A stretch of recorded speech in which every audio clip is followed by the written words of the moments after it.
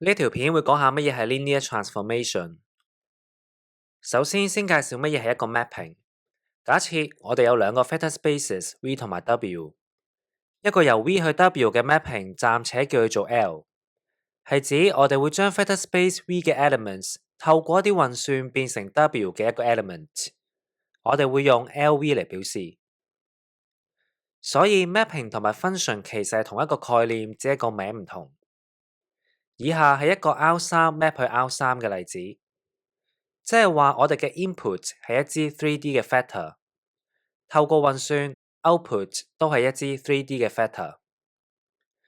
例如我掉2 1負3入去 L， 即係話我代 x1 等於2 x2 等於1 x3 等於負3，就會得出最後答案6 3負9。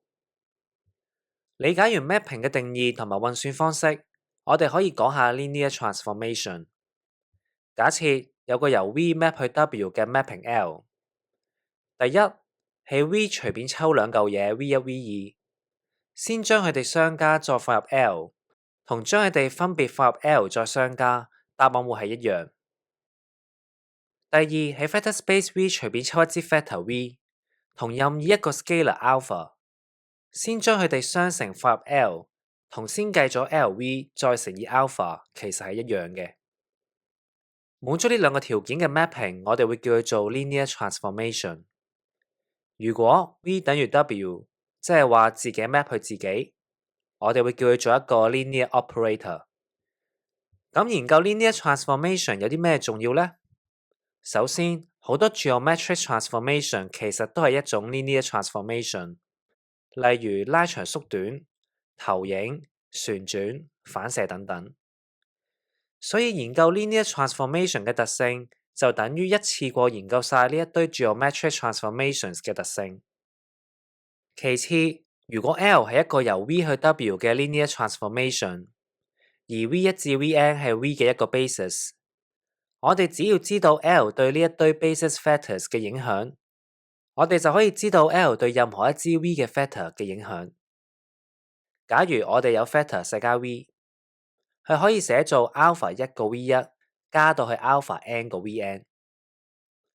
透過 linear transformation 嘅特性， LV 可以寫做 alpha 1個 LV1 加到去 alpha n 個 LVn。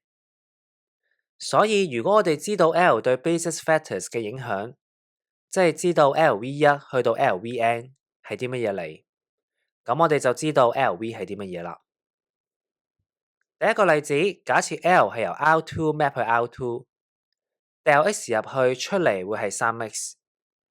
我哋可以睇一睇圖，本身呢一支係 vector x，LX 其實係將佢嘅長度乘3，但係方向不變。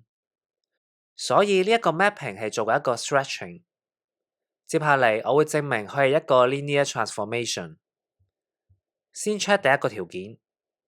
首先喺 R2 隨便抽兩支 vectors x 同埋 y， 先相加再掉入去 L， 我哋會得出3乘以括號 x 加 y。跟住我哋拆括弧，3x 會係 LX，3y 會係 LY， 所以就證明咗第一個條件。再 check 第二個條件。首先係 R2 隨便抽一支 vector x， 同埋任意一個 scalar alpha， 先將佢相乘放入 L， 會得出3乘以括號 alpha x。我哋知道 scalar 嘅乘法可以調轉次序，所以可以寫作 alpha 乘以括號3個 x， 而3個 x 就係 LX， 所以就證明咗第二個條件。因為佢由 R2 自己 map 去自己，並且滿足兩個條件，我哋會叫佢做一個 linear operator。第二個例子，假設 L 係由 R2 map 去 R2， 當 x 係 x1 x2， 掉佢入去 L 度，出嚟會變成 x10， 亦即係將第二個坐標變成0。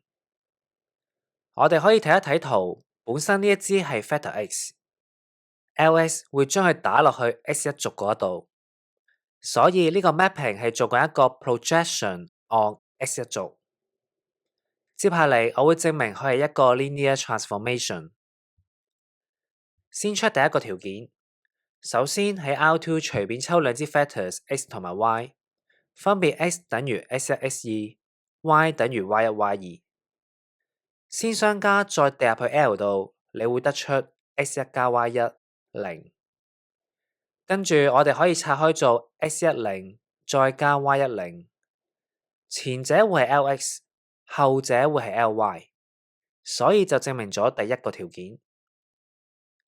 再 check 第二個條件，首先喺 R2 隨便抽一支 factor x， 而 x 係 x1、x2， 同埋任意一個 scalar alpha， 先將佢雙乘放入 L， 你會得出 alpha x1 0。之後我哋抽 alpha 出嚟，可以寫做 alpha 乘以 x10， 亦即係 alpha 乘以 Lx， 所以就證明咗第二個條件。因為佢由 R2 自己 map 去自己，並且滿足兩個條件，我哋會叫佢做一個 linear operator。第三個例子，假設 L 由 R2 map 去 R2， 當 x 係 x1、x2， 掉佢入去 L 度，出嚟會變成 x1 負 x2。我哋可以睇一睇圖，本身呢一支係 factor x，Lx 會將佢沿住 x1 軸做個反射，所以呢一個 mapping 係做緊一個 reflection。接下嚟我會證明佢係一個 linear transformation。先出第一個條件，首先喺 R2 隨便抽兩支 factors x 同埋 y， 分別 x 等於 x1、x2，y 等於 y1、y2。先相加再掟入去 L 度，你會得出 x1 加 y1 負括弧 x2 加 y2。跟住拆括弧分開兩支 factors 相加，前者會係 Lx， 後者會係 Ly， 所以就證明咗第一個條件。再 check 第二個條件，首先喺 R2 隨便抽一支 factor x， 而 x 係 x1、x2， 同任意一個 scalar alpha， 先將佢雙乘放入 L 度，你會得出 alpha 個 x1 負 alpha 個 x2。之後抽 alpha 出嚟，可以寫做 alpha 乘以 x1 負 x2， 亦即係 alpha 乘以 Lx， 所以就證明咗第二個條件。因為佢係由 R2 自己 map 去自己，並且滿足兩個條件，我哋會叫佢做一個 linear operator。由呢三個例子可以見到，一般嘅 geometric transformations 其實都係 linear transformations。下一條片我哋會再學幾個同 linear transformations 相關嘅字眼。